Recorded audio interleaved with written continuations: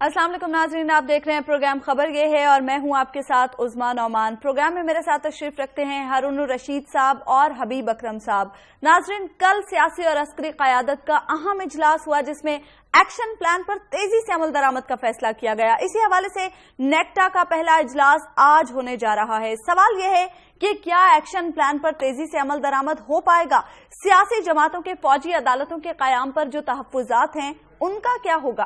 इजलास के फैसलों के हवाले से भी हम बात करेंगे और साथ ही ये बात भी करेंगे हम के ठहरे अजनबी इतनी मदारातों के बाद फिर बनेंगे आशना कितनी मुलाकातों के बाद। जी हां, हम बात करें हुकूमत और तहरीक इंसाफ की। कल की मुलाकात जो हस्बे मामूल बेनतीजा खत्म हो गई, आज फिर मुलाकात का खेल होगा। इस बारे में भी हम बात करेंगे, लेकिन बात करेंगे उस तोहफे के भी जो हुकूमत ने अवाम को नए साल की आमद की खुशी में दिया है। पेट्रोलियम मसनूआत पर जीएसटी में 5% इजाफा कर दिया गया है, यानी अब जीएसटी 17 की बजाय 22% तक वसूल किया जाएगा। चीफ इलेक्शन कमिश्नर की भी हम बात करेंगे जो कहते हैं कि सूबाई हुकूमतें बल्दियाती इंतखाबात कराना ही नहीं चाहती। कोई इस गलतफहमी में ना रहे कि इलेक्शन कमीशन के पास इख्तियारात नहीं है। इन तमाम मामलात के हवाले से हम डिस्कस करेंगे। पहले हम बात कर लेते हैं एक्शन प्लान के हवाले से। हारून रशीद साहब, एक्शन प्लान के हवाले से कहा गया है कल के एक्शन प्लान पर अमल दरामद भी होगा और सियासी जमातों से मुशावरत का अमल भी जारी रहेगा। देखिए, सियासी जमातों ने जब पैनिक बहुत फैल गया, लोगों को ताज्जुब बहुत हुआ, कोई ऐसी डट के मुखालफत नहीं की है। यानी जरदारी साहब ने भी ये अंदेशा जाहिर किया ना, और एतजाज अहसन साहब ने ये कहा कि तरमीम के बगैर भी रास्ता निकाला जा सकता है। मकसद फौजी अदालतों का काम तो नहीं है, मकसद तो ये टेररिज्म का खात्मा किया जाए, तेजी के साथ फैसले सादर हों। तो इसमें जो डिबेट वहां नहीं हो सकी थी, है तो खैर ज़हनी और अखलाकी अफलास की बात वो अब कर रहे हैं। तहरीक इंसाफ वालों से मैंने पूछा है, उन्होंने कहा हामिद अली खान को तो हमने ये मैंडेट दिया ही नहीं था, बल्कि वो सख्त नाराज थे तहरीक इंसाफ के लीडर। उन्होंने कहा हमने रोका था इस शख्स को ना भेजो, ये पहले कई दफा गड़बड़ कर चुका है, ये इसने इमरान खान से मंसूब एक ऐसा बयान सुप्रीम कोर्ट में दे दिया था जो उसने दिया ही नहीं था। और फौजिया के मामले में, फौजिया कसूरी के मामले में इसने एक ऐसा फैसला किया जिसकी कोई बुनियाद नहीं थी, वो उसने अमरीकी शरीयत अपनी सरेंडर कर दी थी। तहरीक इंसाफ उनके खिलाफ कोई कार्रवाई? बात तो सुन लें, इतनी जल्दी कार्रवाई कहां से हो गई? वो अपना जो है, उन्होंने कहा कि हमने कहा कि ये आदमी ठीक नहीं है, ये गड़बड़ करता है। ये इसने एक दफा नहीं 2 दफा इमरान खान से मंसूब सुप्रीम कोर्ट में ऐसा बयान दाखिल कराया जो उन्होंने नहीं दिया था। एक दफा तो इमरान खान को तरदीद करनी पड़ी कि ये मेरा बयान ही नहीं है। तो कल भी वैसे उन्होंने यही कहा था, परसों हामिद अली खान ने, कि मैं वकीलों का लीडर हूं। भाई, तू यहां वकीलों के लीडर के तौर पर भेजा गया है, बड़ा ईगोइस्ट और बड़ा बेलचक आदमी है। वो कहते हैं कि इमरान खान ने कहा कि ये क्या करेगा वहां जाकर, पार्टी का मौका भी बयान करेगा ना, और वहां उसने एक अजीब गरीब मौका बयान कर दिया।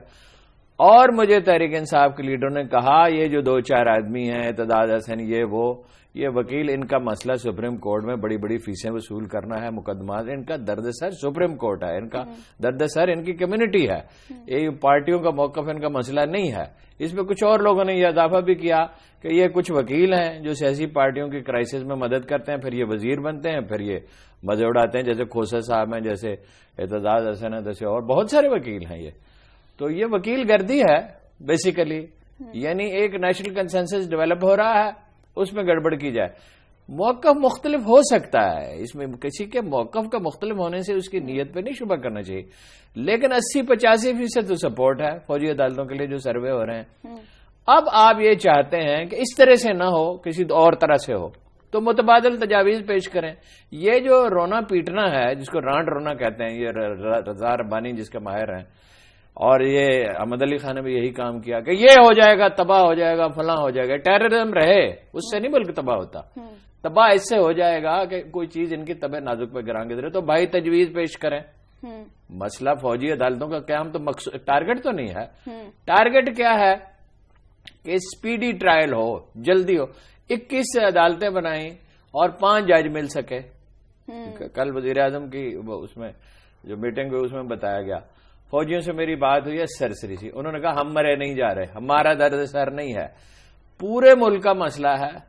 बिल्कुल, पूरे हर तबका आबादी इसको फेस कर रहा है, सियासतदान खतरे में है, फौज पे हमले हो रहे हैं, आम मासूम बच्चे मर रहे हैं मस्जिदों में, मज़ारात में, मार्केटों में, और इसकी बहुत सी बुरी जिहात हैं, फिरका वारियत इसमें आ गई है, क्रिमिनल इसमें चले गए हैं। تو یہ ساری قوم کا مسئلہ ہے. میری ذاتی خیال یہ ہے کل جو میٹنگ ہوئی ہے جس میں اگرچہ تشویش پائی گئی، اس میٹنگ میں لوگ آزردہ نظر آئے کہ کوئی حل نکال لیا جائے گا. ایک تو زرداری صاحب سے وہ بات کر لیں گے، زرداری صاحب کا اور ان کے قبیلے کا ایک مسئلہ ہے، صرف سندھ میں نہیں آزاد کشمیر میں اور گلگت بلتستان میں عمل جاری رہے وصولیوں کا، یہ ان کا اصل مسئلہ ہے. پارٹی کے اندر انتشار ہے، اس کی وجہ سے وہ پریشان ہے کہ پارٹی ٹوٹ نہ جائے، اور شبہ ہے انہیں کہ کوئی اسٹیبلشمنٹ ان کے مخالفت میں چلی جائے. وہاں ایک پلان یہ ہے کہ پیپلز پارٹی کے کچھ لوگ توڑ لیے جائیں، کیونکہ فریال سے محترمہ سے لوگ بہت عاجز رہ چکے، اور صرف یہ وصولی نہیں فرماتی ہیں، وہ تنگ بہت کرتی ہیں، ہمیں لیٹ کرتی ہیں، اور بہت سے لیڈر تنگ ہے. ادھر وہی انہیں پریشانی ہے، بلاول ان کی بات نہیں سن رہا، اور ادھر یہ آ گیا کہ کہیں ہونا چیف آف آرمی کہیں سیاسی جماعتوں کے خلاف یہ قانون یہ عدالتیں استعمال ہوں. چیف آف آرمی اسٹاف، میں نے کل بات کی ہے فوجی افسروں سے، وہ کہتا ہے چیف آف آرمی اسٹاف کیٹیگریکلی کہہ چکے ہیں سوال ہی پیدا نہیں ہوتا کسی سیاسی لیڈر کے کارکن کے خلاف یہ مقدمہ، یہ ٹیررسٹوں کے خلاف. پرویز رشید صاحب بھی بار بار انہوں نے بھی کہا، خیر پرویز رشید کے کہے گا کیا ہے، وہ وزیر اعظم نے کہا، وزیر اعظم نے صاف صاف کہا کہ جو لوگ فوج پہ حملے کرتے ہیں اور بے گناہ شہریوں پہ حملے کرتے ہیں، اور وزیر اعظم کو یقین بھی ہے اور فوجی حلقوں میں بھی تاثر یہ کیری ہو جائے گا انشاءاللہ. میں پھر کہتا ہوں پرٹیکولرلی ان الفاظ پہ اصرار کرنا ضروری نہیں ہے. کوئی متبادل تجویز اچھی آئے جس میں کہ سپیڈی ٹرائل ممکن ہو، یعنی جیسے اٹلی میں ہوا کہ ججوں کے چہرے نظر نہ آئے، نام نہ بتائے جائیں، جیلوں میں ٹرائل ہو.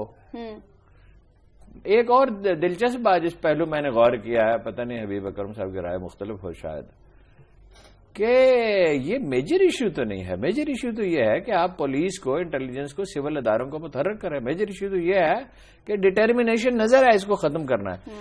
یہ عدالتیں اٹ سیلف کوئی بہت بڑا مسئلہ حل کرنے والی نہیں ہیں. وہ تو ویسے بھی خود کش عمل آور تو مرنے کے لیے یوں بھی تیار ہوتا ہے، ان کے لیے تو یہ مسئلہ نہیں ہے. وہ تو جنت کے پرمٹ جیب میں لیے بیٹھے ہیں، ان کی تو برین واشنگ ہو چکی ہے.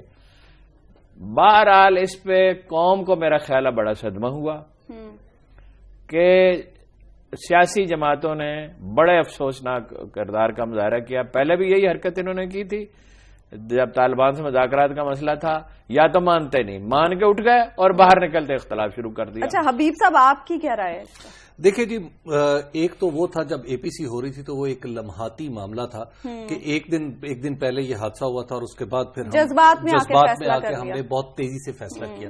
اب وہ جذبات ٹھنڈے پڑ رہے ہیں. وہ کسی نے بینجامن فرینکلن، کسی نے جارج واشنگٹن سے پوچھا کہ آپ نے امریکہ کے دستور میں سینٹ کس لیے بنایا؟ انہوں نے کہا یہ چائے کے کپ کے ساتھ پرچ کیوں ہوتی ہے؟ انہوں نے کہا اس لیے کہ چائے ٹھنڈی کی جا سکے. انہوں نے کہا سینٹ اس لیے ہے کہ قانون سازی ٹھنڈی ہو سکے. بات یہ ہے کہ لمحاتی جو معاملات ہیں ان کی بنیاد پر ہم نے قانون سازی نہیں کرنی.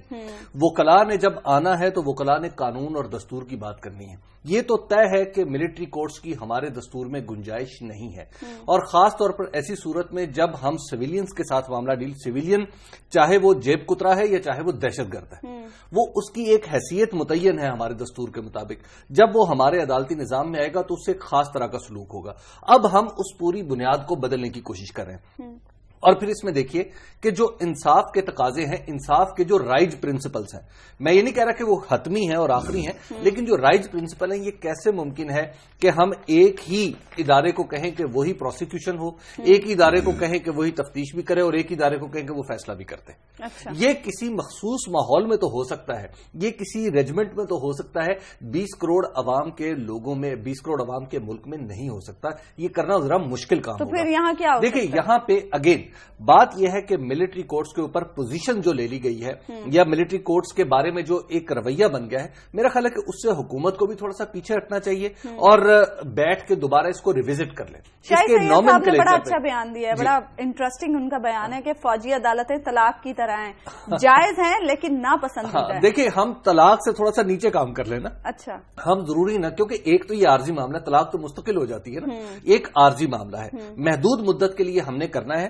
تو ہمیں یہ چاہیے، میں نے کل بھی عرض کیا تھا کہ اگر ہم اس طرح کا کوئی پلان کر لیں کہ تفتیش اور پروسیکیوشن کا کام ہم فوج کو دے دیں، اچھا، اور فوج کے چند افسروں کے سامنے یا ایک متعین درجے کے افسر کے سامنے کسی کے اعترافی بیان کو حتمی سمجھے، تو اس کے نتیجے میں بہت سارے معاملات حل ہو سکتے ہیں. اور یہ جس آپ یوں کہیے کہ جس کڑماس میں ہم پھنسے ہوئے ہیں یہاں سے ہم نکل سکتے ہیں، اور جب نکل جائیں گے تو یقینی طور پر پھر دیکھیے ایک اور بات ذہن میں رکھیے، پھر تو یہ تجاویز میڈیا کے ذریعے وزیر اعظم تک پہنچانے دیکھیے اگر وزیر اعظم یکسو ہو چکے ہیں یا وزیر اعظم مزید اس تجویز پہ کچھ سننا ہی نہیں چاہتے تو پھر اس کا تو کوئی علاج نہیں ہے. لیکن ہمیں معاملہ درپیش ہے سیاستدانوں سے، اور سیاستدان بہرحال ہمیں یہ ماننا پڑے گا کہ وہ تھوڑی دور کی کوڑی لاتے ہیں اور ان کے سامنے ملک و قوم کی کچھ آئندہ کی چیزیں بھی ہوتی ہیں. اور پھر یہ بھی ہمیں ذہن میں رکھنا چاہیے کہ خصوصی عدالتیں اس سے پہلے بھی ہم نے بنائی تھی. اچھا. اور انسداد دہشت گردی کی جو عدالتیں بنائی تھی انہی نے ایک وزیر اعظم کو ایک جھوٹے کیس میں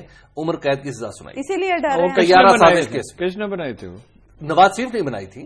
تو لہٰذا نیت ہی نہیں تھی نا. اب یہاں دیکھیے نا نیت صاف نظر آتی ہے ٹیررزم کے خاتمے کی. دوسری بات یہ جو آپ نے فرمایا، میں معافی چاہتا ہوں، یہ بڑے دور اندیش ہیں سیاستدان، اتنی تمیز تو انہیں ہے نہیں کہ ایک دن فیصلہ کر کے اٹھتے ہیں. یہ پہلا واقعہ ہے، اس سے پہلے نہیں ہوا طالبان کے ساتھ مذاکرات کا. ایک اندھے کو بھی نظر آ رہا تھا طالبان سے مذاکرات نہیں ہو سکتے. اس پہ مدتوں سے ڈیبیٹ ہو رہی تھی. ان کا رویہ ہمیں معلوم تھا، ان کے کریکٹرسٹکس معلوم تھے، ان کے تضادات معلوم تھے، ان کے مقاصد معلوم تھے، اور یہ فیصلہ کر کے اٹھے وزیر اعظم کے اصرار پہ. اب آپ یہ بتائیے ان میں کتنی اخلاقی ضرورت ہے کہ وزیر اعظم کے سامنے یہ مانتے ہیں، چیف آف آرمی اسٹاف کے سامنے مانتے ہیں، وہاں سے اٹھتے ہیں اور اٹھتے ہی اگلے دن انہیں بہت سی باتیں یاد آنے لگی. نہ ان میں کوئی دور اندیشی ہے، نہ ان میں کوئی اخلاقی ضرورت ہے. اسی لیے یہ ذلیل و خوار ہر دفعہ ہوتے ہیں، ماشاء اللہ کا خیر مقدم کیا جاتا ہے. انہیں ریئلائز کرنا چاہیے. فرض کیجئے جی اختلاف ہے، میں کہتا ہوں کہ اختلاف رائے تو بہت ہی اچھی بات ہے، بری بات نہیں ہے. نہ صرف یہ کہ بری نہیں، بہت اچھی بات. آپ سالڈلی پرپوزل کیوں نہیں پیش کرتے؟ یہ گریا و ماتم کس لیے ہے؟ اتنا بڑا نیشنل کرائسس ہے. اور جو فکرہ اس نے کہا، مجھے اتنی ذہنی اذیت ہوئی کہ ہم پھر گھر چلے جائیں اور رضا ربانی تیرے بغیر یہ کائنات آج تک خدا کی چلتی رہی، آئندہ بھی چلتی رہے گی. تم کیا چیز ہو اور کیا تم لوگوں نے کیا؟ تم میں تو اتنی جرت نہیں ہے کہ تمہارے لیڈر دن رات لوٹ مار کرتے ہیں تو کبھی ان سے اتنا ہی کہہ سکو کہ یہ میں کبھی آپ کو رضا ربانی صاحب کا ایک واقعہ سناؤں گا، کسی کتنی بےعزتی کی صدر نے اور یہ خاموش بیٹھا سنتا رہا بغیر کسی وجہ کے. کوئی کام ڈھنگ کا تم نے کیا، پارٹیوں کو تم نے ٹھیک جمہوری تشکیل کیا ہے، پارٹیوں میں الیکشن کراتے ہو، کوئی منشور بناتے ہو، کوئی اپنے لوگوں کے ورکرز کی ٹریننگ کرتے ہو، کوئی کام ڈھنگ کا تم نے نہیں کیا اور تم سمجھتے ہو کہ تمہارے بغیر یہ کائنات نہیں چل سکتی. لیکن ہارون صاحب پرپوزل پیش کرنا جی حبیب اکرم صاحب نے. مثلا آپ یہ کہتے ہیں آپ نے ایک تجویز پیش کی، وہ عملی طور پہ ممکن ہے، نہیں ممکن ہے. میں نے بھی کل کچھ چیزوں کی طرف اشارہ کیا. ہم عام لوگ ہیں، ہم ایکسپرٹ نہیں ہیں، اس کے باوجود ہم سوچتے ہیں اس طرح ہو سکتا ہے، یہ ہو سکتا ہے. یہ لوگ صرف رونے پیٹنے کے لیے اور ہمیں ڈرانے کے لیے رہ گئے ہیں. ان کی کوئی احساس ذمہ داری ان میں ہے؟ ایک واقعہ بھی آپ کو بتا دیا. وہ گیا احمد علی خان اور وہاں جا کے ایک ایسی بات کہا جس کا پارٹی کے موقف سے کوئی تعلق ہی نہیں ہے. حبیب صاحب الطاف حسین صاحب نے پھر مارشل لاء کی بات کر دی ہے. وہ کہہ رہے ہیں کہ جی لیڈروں کا یہی حال رہا تو مارشل لاء کو کوئی روک ہی نہیں سکتا. دیکھیے الطاف حسین صاحب کا تو معاملہ اس وقت تھوڑا سا الگ ہے. اس کی وجہ یہ کہ ان کی جماعت کے اندر جو بحران پیدا ہوا پڑا ہے اس سے نکلنے کے لیے ان کے لیے ضروری ہے کہ یہ سیاسی معاملات اس طرح نہ چلے جس طرح چل رہے ہیں.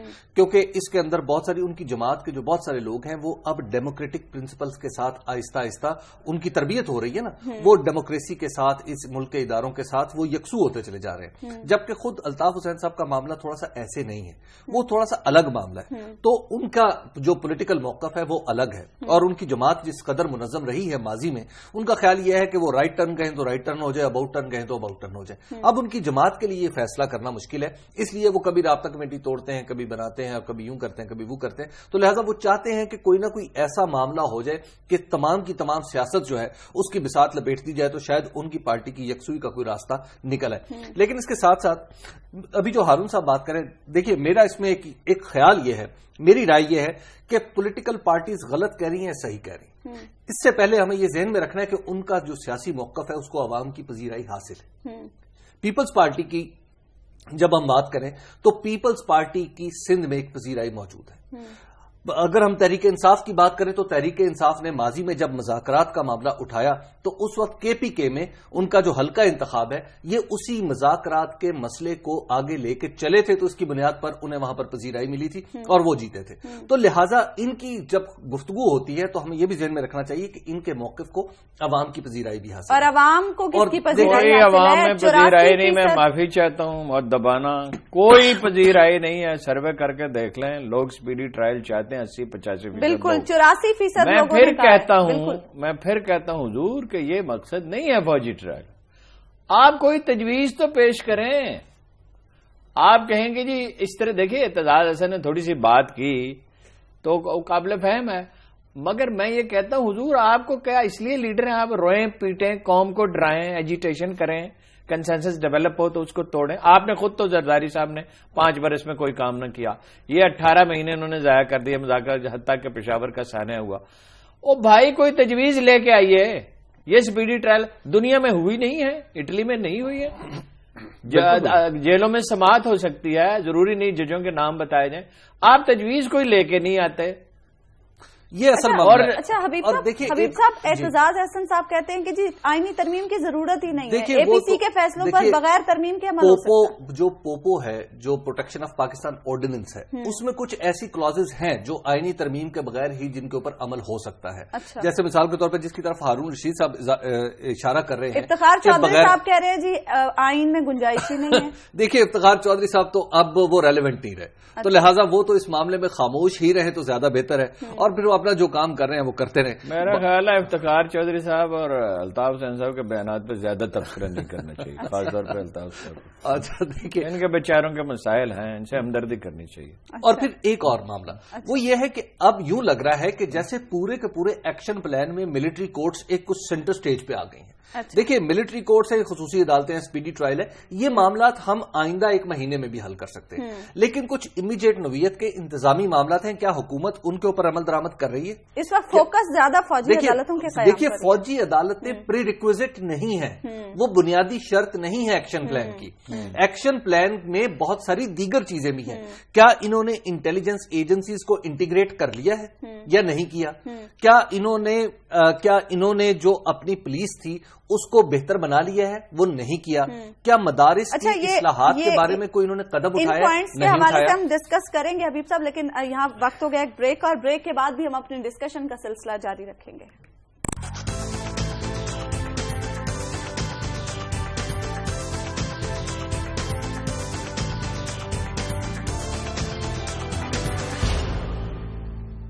ویلکم بیک ناظرین. بریک پر جانے سے پہلے ہم بات کر رہے تھے ایکشن پلان کے حوالے سے، فوجی عدالتوں کے قیام کے حوالے سے. حبیب صاحب آپ یہ کہہ رہے تھے کہ فوجی عدالتوں کے قیام کے علاوہ بھی اور پوائنٹس ہیں ایکشن پلان میں جن پر بات ہونی چاہیے، جن پر غور کیا جانا چاہیے.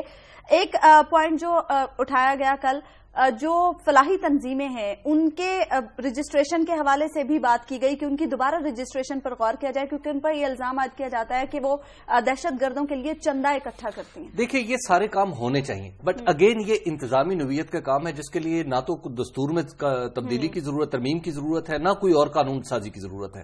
اور یہ قانون جو قانون کے اندر موجود چیزیں ہیں ان کو ایکٹیویٹ کر دیں تو آپ سارے کا سارا معاملہ حل کر دیں گے. اور پھر خدا کے لیے جو ڈپلیکیشن آف ورک ہے اس کو ختم کر دیں. آج میں اخبار میں پڑھا تھا کہ نیکٹا نے ایک نئی ہیلپ لائن بنا دی ہے، پتہ نہیں 1717 پھر آپ فون کریں گے اور انہیں بتائیں گے دہشت گردی. یار خوف خدا کریں، آپ اس وقت ملک کے اندر کو 18 قسم کی یہ ہیلپ لائنز چل رہی ہیں. 15 ہے، 1122 ایک ہے، کوئی اور ہے.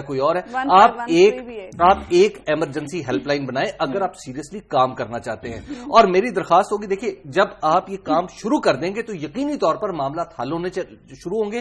حکومت کی اخلاقی اتھارٹی بڑھے گی، اور جب حکومت کی اخلاقی اتھارٹی برقرار ہو جائے گی تو اس کے نتیجے میں یہ ملٹری کورٹس والا معاملہ بھی حل ہو جائے گا. ایسے موقع پہ دیکھیے ہم، اور خاص طور پر ملٹری کورٹس کے معاملے پہ میری درخواست یہ ہوگی کہ ہمیں سیاستدانوں کی مذمت سے گریز کرنا چاہیے. سیاستدانوں نے ہی الٹیمیٹلی ملک چلانا ہے، ان کی مذمت سے کوئی زیادہ کام ہو نہیں سکتا. اچھا ہارون صاحب بہت مذمت کرتے ہیں سیاستدانوں کی. یہ سیاستدان ہے، ٹھگوں کے ٹولے ہیں، یہ سیاستدان ہے. آپ مجھے بتائیے کسی پارٹی میں الیکشن ہوتے ہیں، جماعت اسلامی میں ہوتے ہیں، وہ این پی میں ہوتے ہیں، یہ جو بڑی پارٹیاں ہیں ان میں کوئی الیکشن ہوتے ہیں. سیاستدانوں نے یہ ملک بنایا تھا، سیاست کے بغیر ملک چل نہیں سکتا. 21ویں صدی میں ماڈرن پالیٹی کے بغیر ملک نہیں چل سکتا. لیکن یہ کہاں کے سیاستدان انہیں مینڈیٹ دیا کس نے ہے؟ اپنی پارٹیوں کا. میجر فضل الرحمان کس طرح الیکٹ ہوئے؟ وہ ان کا ایک صاحب کھڑے ہو گئے, حالانکہ انہیں یہ برائب کرتے رہتے ہیں. نظریاتی کونسل کا سربراہ بھی بنایا ہوا ہے. درس نظامی کی صنعت کے بارے میں ان کے بارے میں شبہ ہے, اور اردو نے بولنی نہیں آتی, عربی بھی میرے خیال نہیں آتی. وہ کھڑے ہو گئے, انہیں کس طرح انہوں نے بندوبست کیا. نواز شریف صاحب کس دن الیکٹ ہوئے تھے؟ حالانکہ اگر الیکشن لڑے تو وہ ضرور الیکٹ ہو جائیں گے, کوئی اور تو لیڈر نہیں ہے. دیکھیے ملک انہوں نے توڑا. اچھا, آپ سمجھتے ہیں سیاستدانوں نے توڑا؟ جی, سیاستدان بھی اس میں شامل ہے. یا خان شامل تھا, اس میں شیخ مجیب تھا اور بھٹو تھا, اور کون تھا؟ میں یہ یہاں موجود تھا چیئرنگ کراس میں جب بھٹو نے کہا کہ سندھ اور پنجاب اقتدار کا سر چشمہ ہے اور ان کی چابیاں میری جیب میں ہیں. بھئی آپ اپوزیشن لیڈر منتخب کیے گئے ہیں, 2 صوبوں میں آپ کی حکومت ہوگی, 2 بڑے صوبوں میں. ملک توڑ دیا. کرپشن ایسی کی ہے, اس وقت تو خیر اس طرح کی کرپشن نہیں تھی. اب انہوں نے 88 کے بعد ایسی کرپشن کی ہے, ان کی اربوں خربوں کی جائیدادیں لندن اور فرانس میں اور کتنے ملکوں میں نظر آتی ہیں. اس پہ انہیں شرم نہیں آتی بالکل. جو انہوں نے پچھلے 5 برس میں پنجاب میں نون لیگ نے کیا, جو انہوں نے مرکز میں زرداری صاحب نے کیا, جو اب سندھ میں کر رہے ہیں, اس پہ انہیں بالکل شرم نہیں آتی. اور جب جو اصل ایشوز ہیں ملک کے, کیا ہیں اصل ایشوز؟ سب سے بڑا ٹیررزم ہے, بجلی کی فراہمی ہے, گیس کی ہے, لا اینڈ آرڈر ہے. اب یہ ٹیکس کا دیکھیے, پٹرول پہ وہ ٹیکس لگا دیا. اور خدا کے بندے 30 لاکھ آدمیوں کی تمہارے پاس فہرست رکھی ہوئی ہے, جن پاس لینڈ کروزر گاڑیاں ہیں, جن کے بچے گرمیوں میں یورپ جاتے ہیں, جن کی بیگمات زیورات سے لدی پھدی رہتی ہیں, جو 4-4, 6-6 کنال کے گھروں میں رہتے ہیں, ان سے ٹیکس کیوں نہیں وصول کرتے؟ صاحب ایک دن میں تو نہیں وصول ہو سکتا. نہیں, شروع کریں. دیکھیے ابھی بھی جو آپ نے بات کی تھی مدارس کی, پولیس کی, انٹیلیجنس کی, تو کیا آپ نے یہ کہا کہ سارا کام مکمل کرتے ہیں ایک ہفتے میں؟ بگننگ تو کریں نا. کتنے آدمیوں سے کو انہوں نے نوٹس بھیجے ہیں. میں تو یہ کہتا ہوں کہ ٹیکس وصول کرنے میں اتنی احتیاط کرنی چاہیے کہ کاروبار تباہ نہ ہو. لیکن یہ بزنس مین کو جو ان کے ووٹر ہیں دامادوں کی طرح انہوں نے رکھا ہوا ہے, ان سے پوچھتے نہیں. بجلی چوری کی لاہور میں آپ پتہ کریں کتنی دکانوں پہ بجلی چوری کی ہے, کتنے لوگ ہیں, مشکل سے 1-2% لوگ ٹیکس ان میں سے دیتے ہیں جو دینا چاہیے. بھائی جمہوریت آئے گی نہیں جب تک سیاسی جماعتیں کی تشکیل جمہوری نہیں ہوگی, جب تک لیڈروں کی اکاؤنٹیبلٹی نہیں ہوگی. اکاؤنٹیبلٹی کس کے لیے ہے؟ لیڈر جو ہے اکاؤنٹیبلٹی سے آزاد ہے. زرداری صاحب زرداری قبیلے کے بھی سردار ہو گئے, سندھ حکومت ان کی شیرہ محترمہ چلاتی ہیں, پارٹی میں ان سے کوئی پوچھنے والا. نواز شریف صاحب سے کوئی پوچھ سکتا ہے؟ خود شہباز شریف نے کہا کہ نواز شریف صاحب کہتے ہیں اگر کسی کو فیٹال اختلاف کرنا ہی ہو تو تنہائی میں کرے. ایکشن پلان کا کیا ہوگا ہارون صاحب؟ ایکشن پلان میرا خیال ہے کہ آگے چلے گا. قوم کا دباؤ ہے, مجبوری ہے. میں نے آپ سے عرض کیا, فوجی کہتے ہیں کہ ہمارا درد سر نہیں, ہم مرے نہیں جا رہے, لیکن ظاہر ہے انہوں نے سنجیدگی سے کل اپنا نقطہ نظر پیش کیا ہوگا. بار بار میں آپ سے عرض کر رہا ہوں, مقصد فوجی عدالتوں کا قیام ہے نہیں, مقصد ہے سپیڈی ٹرائل, مقصد ہے یلغار کی جائے ٹیررسٹوں پہ, انیشیٹو اپنے ہاتھ میں لیا جائے. اس پہ کوئی توجہ سیاسی جماعتوں کی نہیں. پچھلے 3 دن میں کوئی بیان کسی سیاسی لیڈر کا آپ نے پڑھا جس میں یہ کہا گیا ہو کہ دہشت گردوں پہ یلغار کر دی جائے؟ کل کیا جھک مار رہے تھے شاہ محمود صاحب, میری ذاتی رائے. یہ آپ کی ذاتی رائے پوچھتا کون ہے؟ آپ کی ذاتی رائے پوچھنے کے لیے تھوڑی کوئی پرپوزل نہیں آ رہی, ہارون صاحب کسی طرف سے کوئی تجویز نہیں. ہارون صاحب یہ فرما رہے تھے کہ انٹیلیجنس کے نظام کو بھی دیکھنا ہوگا. ابھی ایک خبر آئی ہوئی تھی کہ اسپیشل برانچ جو پولیس ہے اس کا انٹیلیجنس سسٹم تباہی کے دہانے پر پہنچ چکا ہے. ایک خانہ پوری کے لیے تھریٹ جاری کر دیا جاتا ہے, تھریٹ الرٹ, جیسا کہ آج بھی آیا ہوا ہے کہ نیو ایئر نائٹ پر دہشت گردوں کی جانب سے سافٹ ٹارگٹس کو نشانہ بنایا جا سکتا ہے. دیکھیے اسپیشل برانچ کی اور تھانوں کی جو صورتحال ہے نا, آپ یوں سمجھیے کہ اس وقت ہمارے وہ ڈائس فنکشنل ادارہ ہے. پولیس جو ہے, پولیس کا کوئی بھی عام جو ہے وہ کام نہیں کر رہا. میں آپ کو عرض کروں کہ میں بھی ریسنٹلی ایک صاحب سے ملا جو پولیس کے اعلیٰ افسر ہیں. انہوں نے مجھے بتایا کہ میں نے ان سے پوچھا کہ آپ کے ایک دن کی روٹین کیا ہے. تو ایک دن کی روٹین یہ تھی کہ وہ مجھے انہوں نے بتایا کہ صبح 2:30 بجے مجھے کال آئی اور انہوں نے کہا کہ آپ فلاں جگہ پہنچے اور وہاں پر انتظامات دیکھے کیونکہ وہاں پر چند مذہبی اجتماعات ہو رہے ہیں. کہتے ہفتے جب میں صبح 7 بجے وہاں سے فارغ ہوا تو 8 بجے مجھے ایک ریلی میں پہنچنا تھا جو ایک جگہ سے دوسری جگہ جا رہی تھی، اور میں اس ریلی میں موجود تھا. 2:30 بجے تک میں اس کے ساتھ رہا. 2:45 بجے میں نے ناشتہ کیا، اور 2:45 بجے کے بعد وہ ایک CCPO کے پاس میٹنگ میں چلے گئے، اور میٹنگ کے بعد جب واپس آئے تو رات کو انہوں نے ایک اور جگہ جہاں مجلس اعظام منعقد ہو رہی تھی وہاں پہ پہنچنا تھا. اب یہ ایک دن کی ایک اعلیٰ افسر کی جس کے نیچے ویریس تھانے ہیں، یہ اس کی میں آپ کو صورتحال بتا رہا ہوں. آپ بتائیے کہ وہ کام کیا کرے گا. وہ اس کی گاڑیوں کی صورتحال اس نے مجھے بتایا کہ میرے تھانے میں 7 دن کے لیے 8 لیٹر پیٹرول ملتا ہے گاڑی کو، اور کوئی گاڑی اس قابل نہیں ہے کہ کوئی موٹر سائیکل سوار اگر اس کے آگے لگ جائے تو کوئی گاڑی اس کو بھاگ کر. حبیب صاحب یہ سیاستدان کرتے کیا ہیں، یہ حکمران کیا کرتے ہیں؟ کوئی پلان ہے؟ دیکھیے یہ جلوس نکلتے ہیں، مذہبی رسومات ہیں، بیٹھ کے ان سے بات کریں کہ یہ ملک کی صورتحال ہو چکی ہے، کیا ہم مل جل کے کوئی اثر نکالیں کہ ان کو کچھ محدود کر دیا جائے تاکہ زندگیوں کا تحفظ بھی ہو اور آپ یہ اپنے رسومات بھی پوری کر سکیں. کہ تھانوں میں اسٹیشنری کے پیسے نہیں ہیں، انٹرٹینمنٹ کے لیے پیسے نہیں ہیں، گشت کے لیے ڈیزل کے پیسے نہیں ہیں، تو اس کا بندوبست کون کرے گا؟ موٹر آپ کے لیے جہاں آپ پیسے چاہتے ہیں وہاں تو آپ کے پاس بات ہے. ابھی یہ اپنا گلبرگ سے لے کے تو موٹر وے تک ایک اور موٹر وے بنانے کی تیاری 50 ارب روپے کی، ابھی تو چھپا ہوا ہے مسئلہ. وہ دیکھیے جو ایشوز ہیں اصل میں، مطلب اسپیشل برانچ کو متحرک کرنے میں آپ مجھے بتائیے کہ رکاوٹ کیا ہے، اس کا آغاز کر دیا جائے. پولیس کو انٹیلیجنس کے لیے استعمال کرنا، جو وہ پرانا تھیوری تھی کہ ہر محلے میں ایک کانسٹیبل نگرانی کرے، اس کی تیاریاں کیوں نہ شروع کر دی جائیں. پولیس کی ساری انرجی ویسٹ ہو رہی ہے، اسپیشل برانچ کوئی کام نہیں کر رہی، ساری انرجی کرپشن میں ویسٹ. اچھا، ٹھیکیداری نظام میں ملک کا پیسہ برباد ہو رہا ہے، نجکاری نہیں ہو رہی ہے. جہاں جہاں خرابی ہے اس کی پلاننگ تو شروع کی جائے نا. اس کی پلاننگ ہی نہیں ہو رہی. پلاننگ کس چیز کی ہو رہی ہے؟ سارے شاہی خاندان کاروبار کر رہے ہیں. میں پوری ذمہ داری سے کہتا ہوں بے شمار پیسہ شریف خاندان کما رہا ہے، زرداری خاندان کما رہا ہے، اور انفلوئنشلز کما رہے ہیں ملک سے باہر. منی لانڈرنگ کتنی ہو رہی ہے آپ کو اندازہ ہے آج کل کتنی منی لانڈرنگ ہو رہی ہے؟ ایکشن پلان کا کیا ہوگا؟ آج نیکٹا کا اجلاس بھی ہونے جا رہا ہے، اس پر بھی ہم بات کریں گے. تو مجبوری ہے اجلاس کے حوالے سے، مذاکراتی عمل کے حوالے سے بات کرنا چاہتے ہیں. پھر بنیں گے آشنا کتنی ملاقاتوں کے بعد؟ میرا خیال ہے اس کا جلدی فیصلہ ہو جائے گا. دیکھیے وہ اپنا عمران خان ایجیٹیشن پہ تلا ہوا ہے. اگر انہوں نے اس کو چیٹ کرنے کی کوشش کی، پہلے وہ اس کو چیٹ کر چکے ہیں، اور وہ معاملہ وزیر اعظم کے پاس ہے. اس دن اسد عمر کی اور ان کے احسن اقبال کی بات ہوئی. کل احسن اقبال کا چہرہ آپ نے دیکھا، شرمندہ، خفیف، بجھا ہوا، اس کو کوئی بات نہیں سوچ رہی. اسحاق ڈار کو کوئی بات نہیں سوچ رہی تھی. منت سماجت پریکٹیکلی وہ کر رہے تھے. اور اللہ کی شان کہ کتنے اگریسو تھے شاہ محمود صاحب. وزیر اعظم کیوں تاخیر؟ وزیر اعظم صاحب اس لیے تاخیر کر رہے ہیں کہ ان کے لیے ایگو فیڈ کرنے کا بڑا سنہری موقع ہے میرے خیال میں. بھائی آپ نے ان سب چیزوں سے اتفاق کیا تھا، اور بار بار میں عرض کرتا ہوں اگر کسی چیز میں بحث مطلوب ہے، کوئی تبدیلی کرنی ہے، اور عمران خان سے بیٹھ کے تم بات کرو. وزیر اعظم صاحب کوئی کمال ہے کہ ہر مسئلے کو الجھاتے ہی چلے جاتے ہیں. انہیں پرواہ ہی نہیں ہے کہ ملک میں کس قدر پریشانی اور مایوسی لا کر روز رات کو خبر نامے میں کوئی نہ کوئی خبر چلتی ہے. آرمی پبلک اسکول کے بارے میں کوئی نہ کوئی آسپیکٹ، کیونکہ ابھی اس کے بہت سے آسپیکٹ باقی ہیں، اور کئی گھنٹے تک یا کم از کم آدھ پون گھنٹے تک آدمی کی حالت خراب رہتی ہے، اس لیے کہ وہ روتی ہوئی مائیں سامنے نظر آتی ہیں، وہ بچے یاد آتے ہیں. ان کے دل پتہ نہیں کس چیز کے بنے ہوئے ہیں، انہیں شرم آتی ہی نہیں ہے. اچھا، مذاکراتی عمل کے حوالے سے حبیب صاحب مزید ہم بات کریں گے، لیکن ابھی مجھے لینی ایک بریک، اور بریک کے بعد بھی ہماری ڈسکشن کا یہ سلسلہ جاری رہے گا.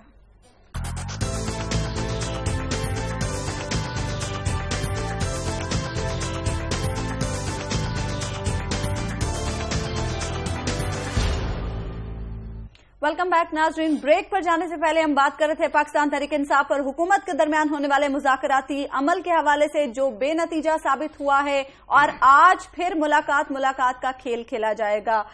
حبیب صاحب، شاہ محمود قریشی صاحب یہ کہتے ہیں کہ ملاقاتوں کا کوئی فائدہ ہی نہیں. دیکھیے میں نے کل بھی عرض کیا تھا شاہ محمود قریشی صاحب جو کچھ کر رہے ہیں وہ نہ کریں تو یہ مذاکرات کامیاب ہو سکتے ہیں، لیکن اس کے ساتھ ساتھ حکومت کو بھی ایک سمجھنے کی ضرورت ہے کہ یہ مذاکرات کوئی لیئر پلیئر کا گیم نہیں ہے، یہ ان کے پاس آپشن اینڈ چوائس کا ایشو نہیں ہے، ان کی مجبوری ہے مذاکرات کرنے ہیں. اس کی وجہ کہ پاکستان تحریک انصاف ایک بہت بڑا شو سٹیج کر کے یہ بتا چکی ہے 2-3 بلکہ 4 مہینے کے قریب کہ جناب وہ ایک لمبی تحریک چلا سکتے ہیں اور حکومت کو اکھاڑ بھی سکتے ہیں. تو اگر تحریک انصاف پیچھے ہٹی ہے تو تحریک انصاف کی کمزوری حکومت اگر یہ سمجھ رہی ہے تو یہ حکومت کی آپ یوں سمجھیے کہ بہت بڑی غلطی ہوگی، یہ کسی نئی مصیبت میں اس ملک کو بھی پھنسا دیں گے اور خود بھی پھنس جائیں گے.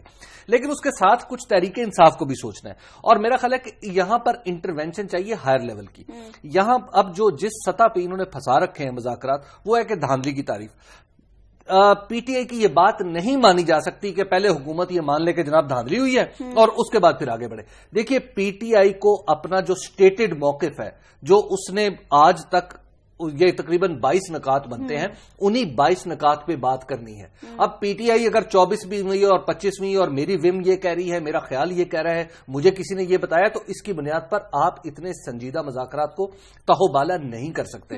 اور پھر عمران خان صاحب کو بھی چاہیے کہ وہ بھی اپنے ومزیکل ڈیسیژن نہ کریں، اس کو سیریسلی سوچیں، اس کو تھریش آؤٹ کریں اور پھر آگے بات بڑھائیں. ایسا نہ ہو کہ وہ کہیں اچھا بھائی شاہ محمود جیسے وہ کہتے ہیں کہ جناب ٹھیک ہے تم لگے رہو. ماضی میں خود عمران خان صاحب کے موقف کی جو کمزوری ہے وہ اس طرح عیاں ہوتی رہی ہے کہ وہ ایک طرف تو کہتے تھے شاہ محمود مذاکرات کرتا رہے گا اور میں دھرنا دیتا رہوں گا. دیکھیے اس طرح معاملات نہیں چلتے، گڈ کاپ بیڈ کاپ نہ کھیلیں. اچھا اگر شاہ محمود قریشی کو نکال دیا جائے بیچ میں سے مذاکراتی عمل میں سے تو مجھے لگتا ہے کہ دیکھیے جہانگیر ترین صاحب ملک سے باہر گئے. جہانگیر ترین صاحب نے پچھلی دفعہ جب بنی گالا میں ان کا اجلاس ہوا تھا ایک پی ٹی آئی کا، تو وہ جب باہر آ کے انہوں نے پریس سے بات کی انتہائی ڈیسنٹلی کی. انہوں نے کہا کہ میں بہت ساری نکات ہیں جن پر نہیں بتانا. ابھی بکرم صاحب 3 آدمی ہیں، اسحاق خاکوانی، جہانگیر ترین اور اسد عمر، جو نہایت عمدہ مذاکرات کر سکتے ہیں.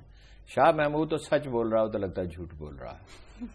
بالکل میں سیریسلی یہ بات کر رہا ہوں، کوئی اس کی ساکھ نہیں ہے، نہایت اس میں تصنع پایا جاتا ہے اور بعض اوقات نہایت بے تکی بات کرتا ہے. مثلا میری ذاتی رائے، یہ رات وہ کہہ رہے تھے میری ذاتی رائے، یہاں آپ کی ذاتی رائے کا کون سا موقع ہے بھائی صاحب؟ اگر آپ پریشر فرض کیجئے یہ عمران خان صاحب کی اپنی ہی اسٹریٹجی ہو، پریشر بلڈ کرنا چاہتے ہو، تو ذاتی رائے کہاں سے آ گئی؟ کوئی ساکھ والا آدمی ہونا چاہیے. بیسٹ ہے ان میں اسد عمر. جہانگیر ترین بھی بہت اچھا ہے، مطلب یہ اچھی دونوں میں خوبی یہ ہے کہ یہ کوشش کرتے ہیں معاملہ حل کرنے کی. ان کے اپروچ یہ نہیں ہے کہ چیزوں کو الجھایا جائے، سیریس ہیں دونوں، جو ہیں بڑا تجربہ رکھتے ہیں، پریکٹیکل ہیں اور بڑی اہم ذمہ داریاں جانتے ہیں. اسحاق خاکوانی از اندر پرسن جو کہ جس میں فہم بہت غیر معمولی ہے سیاسی حرکیات کا اور جو کریٹو ہے اپنی تھنکنگ میں، وہ کر سکتا ہے. آپ اس کو بھیج دیتے ہیں. اب بھائی آپ حامد علی خان کو بھیج دیے کہ عمران خان صاحب کی مجھے سمجھ نہیں آئی، شیریں مزاری کو میں نے بنا دیا. وہ پریزنٹیبل ہی نہیں ہے، ہر ایک سے لڑتی ہے، ایموشنل ہے. اور یہ حامد علی خان جس نے آپ سے منصوبے ایک جھوٹا بیان، جعلی بیان، بالکل اس کو تو پارٹی کا آپ کہتے ہیں کہ اس کو پیچھے ہٹانا چاہیے، اس کو کان پکڑوانے چاہیے تھے. جیسے اسٹوڈنٹ کو کان پکڑوائے، 1 گھنٹہ اس کو کان پکڑوائے جاتے اور اس پہ پابندی لگائی جاتی کہ یہ کبھی پارٹی کی نمائندگی نہیں کر سکتا.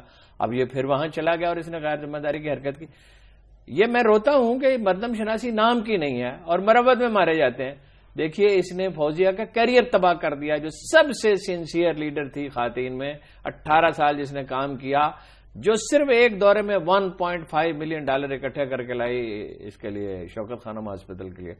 کتنی دفعہ اس نے جھک ماری اور پٹتا ہے یہ عاصمہ جہانگیر سے ہر دفعہ. حال تو آپ کا یہ ہے کہ آپ کس سے پٹتے ہیں. تو وہاں بھی یہ لیڈرشپ چھوڑنے کے لیے تیار نہیں. ایک پوزیسو آدمی ہے، اس کو بھی ہٹانا چاہیے.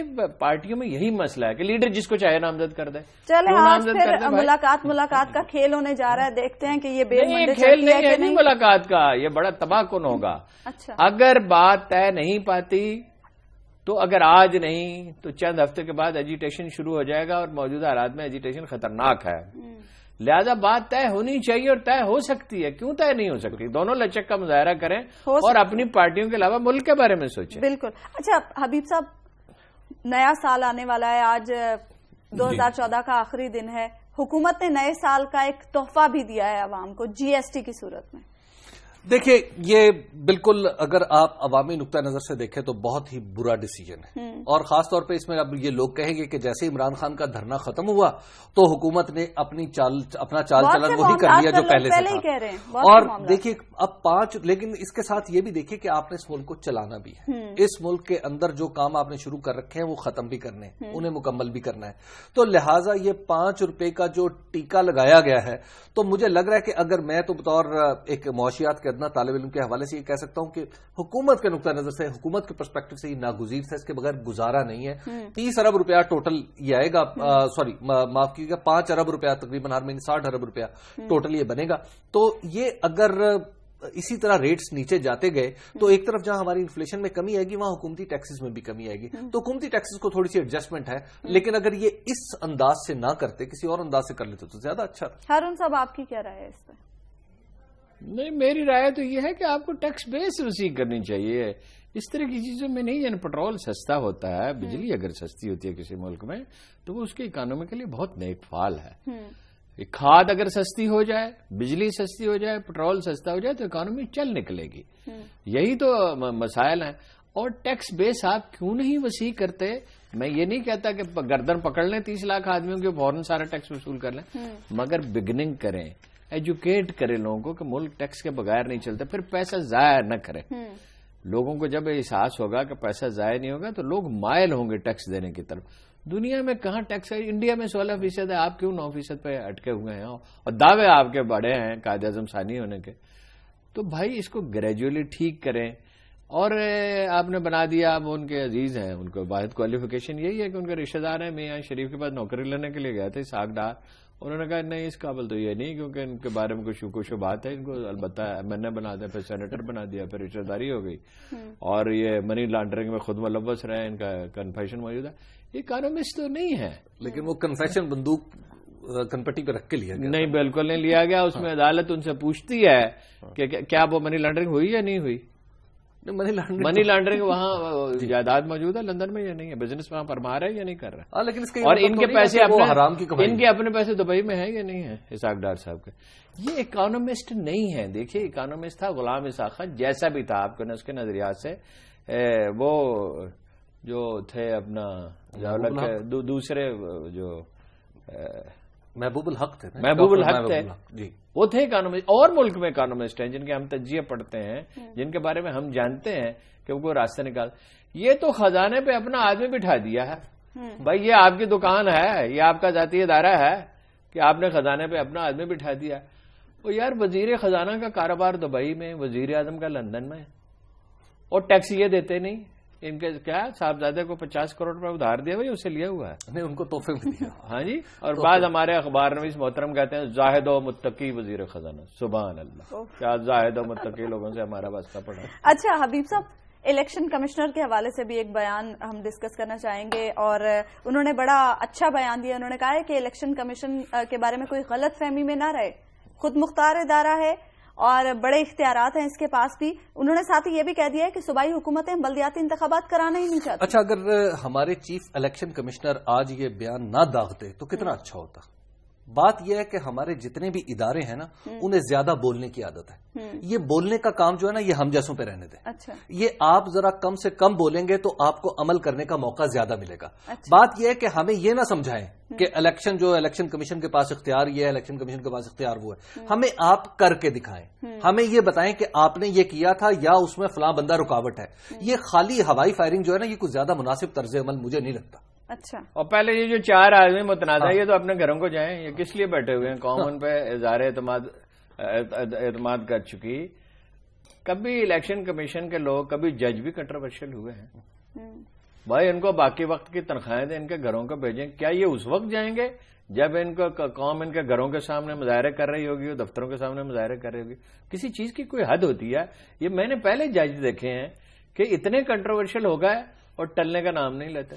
اچھا ہارون صاحب، انہوں نے ایسا کیوں کہا ہے کہ صوبائی حکومتیں بلدیاتی انتخابات نہیں کرانا چاہتی؟ بات تو انہوں نے ٹھیک کہی. وہ وقت کا تو انتخاب کے بارے میں جب میں نے غور نہیں کیا، صحیح کہہ رہے ہوں گے حبیب اکرم صاحب، لیکن بالکل نہیں چاہتی. میں ایک چیف منسٹر سے مجھے یاد ہے ایک دفعہ ملا تھا، اس نے کہا جیسے ہی میں کمرے میں داخل ہوا اس نے کہا وہ میں وہاں گیا چیف منسٹر کے حساب سے ملنے کے لیے، تو انہیں پتہ چلا کہ میں ملنا چاہتا ہوں. جیسے ہی میں داخل ہو گیا، ہارون صاحب ایک تو یہ بلدیاتی ادارے بڑی مصیبت ہے.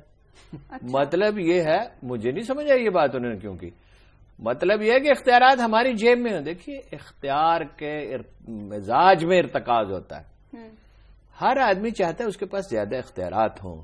دنیا نے اپنے تجربے سے سیکھا ہے کہ چیک اینڈ بیلنس ہونے چاہیے، اختیار کسی ایک ہاتھ میں جمع نہیں ہونے چاہیے. دیکھیے یہ ایک پرائیویٹ آرگنائزیشن ہے نا جس میں ہم کام کرتے ہیں، لیکن اختیارات ایک آدمی کے ہاتھ میں تو نہیں ہے. مختلف سطحوں پہ مختلف لوگ فیصلے کرتے ہیں. کتنے فیصلے ہیں جو ہمیں معلوم ہوتا ہے بعض اوقات کہ چیف ایڈیٹر کو پسند نہیں آئیں گے، مگر ہم وہ فیصلے صادر کرتے ہیں اور کہتے ہیں کہ ان دی لارجر انٹرسٹ ہم نے کیا ہے. چھوٹا سا پرائیویٹ ادارہ بھی اگر چاہیے تو کافی بڑا ادارہ نہیں چل سکتا جب تک آپ کام کرنے والوں کو آزادی عمل نہیں دیتے. ہارون صاحب، کوئی چیک اینڈ بیلنس کا وقت اب ختم ہو گیا ہے. آج سال 2014 کا آخری دن ہے. امید کرتے ہیں کہ آنے والا سال، بلکہ دعا بھی کرتے ہیں اللہ تعالیٰ سے کہ آنے والا سال پاکستان کے لیے، پاکستانی عوام کے لیے، تمام عالم اسلام کے لیے امن و سکون کا سال ثابت ہو. آپ سے ملاقات ہوگی انشاءاللہ اگلے سال یعنی کل. تب تک کے لیے اللہ حافظ.